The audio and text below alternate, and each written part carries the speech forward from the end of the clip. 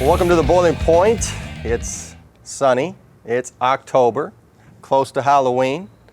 What does that have to do with today's boiling point? Nothing. Pretty good, huh? We're actually going to talk about gas, so I got the #1 person that I know about gas, Mr. Taylor, and we have two Maxon valves here on one of our new 82,500 pound-an-hour rental units with a Faber Werner Victory Energy boiler. This is brand new, so it is very bright on us out here with the white.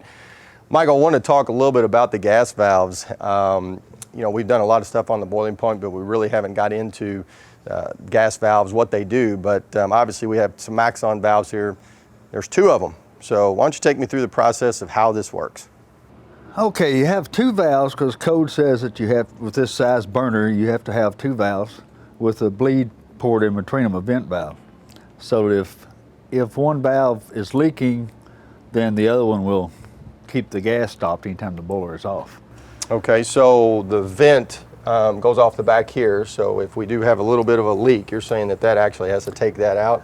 Right, and also it's a normally open valve, so when these valves close, it opens so it vents the space in between them so that you don't have any pressure against this valve, so it's not going to leak. So if that one is leaking, it'll just go out the vent. Okay, and obviously that vent takes it outside and doesn't take it into the boiler. Correct, it's out, vented, always vented out the roof. So Michael, how does the gas valves actually work with a flame safeguard? Well, the flame safeguard oversees the boiler going through its purge and all those cycles, and then it determines when the gas valves will come on. But the gas valves have proof of closure switches in them, which proves that they are closed. Okay. So if that proof of closure switch is not made in either valve, it won't even let the blower come on. The flame safeguard keeps everything off. Okay. And then, but if that is made, then once it gets to the light off point, then it will open the valves, light the boiler off, and go on through its sequence. And if you have a failure of either one, it always fails closed.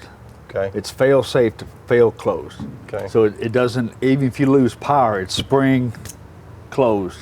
That has to have power to overcome that. So, so it will always fail in a closed position. Okay. Now these are Maxon that we use, I know, on our water tube, but we do have some different gas valves that we use on some of our 1,000 horsepower, or 650s or 350s that we use Siemens. Why don't we go take a look at that, because it is a little bit different design.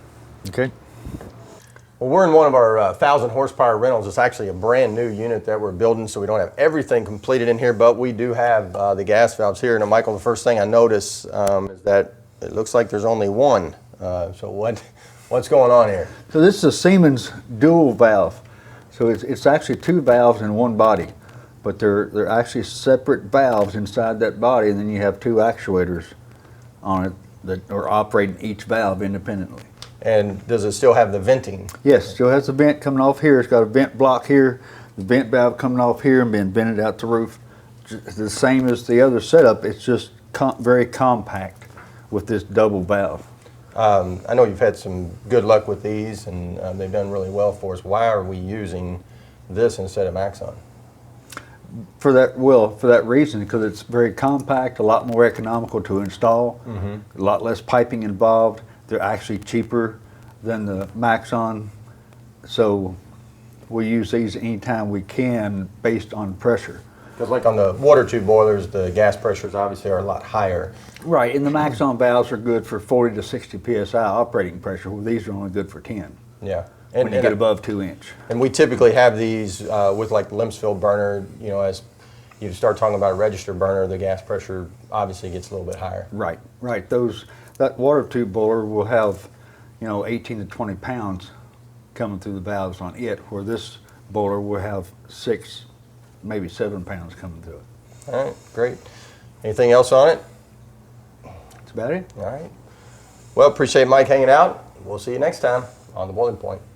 Appreciate Michael hanging out with us today on The Boiling Point, talking about the gas valves. Now, you can obviously get the gas valves at boilerwarehouse.com, and make sure you sign up for that boiler school at Boiler University. We've got the new facility that we've built, and just make sure you sign up, go out to the website, you can check it out.